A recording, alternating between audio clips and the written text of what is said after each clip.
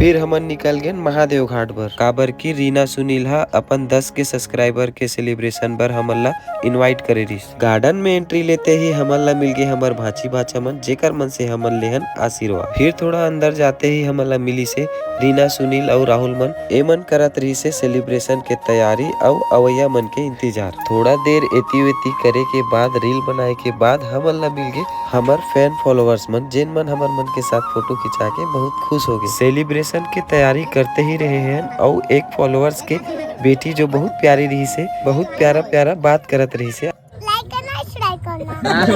थोड़ा देर मस्ती मजाक करे के बाद संगवारी हो फाइनली सेलिब्रेशन के टाइम आगे और हमन करे हन सेलिब्रेट। रीना हा काटी से केक और फिर खिलाई से गीता ला केक खिलाए के बाद रीना हा मोला भी केक खिलाई से। सब लइका मन ला केक और मिक्सचर बांटे के बाद हमन भी खाहन। फिर देखते ही देखते शाम हो गई संगवारी हो और गार्डन में सायरन भी बजना चालू हो गए, काबर की 6 बज गए रही से और 6 बजे के बाद एंट्री बंद हो जाए। बाहर निकले के बाद रीना और सुनील से विदा लेके हमन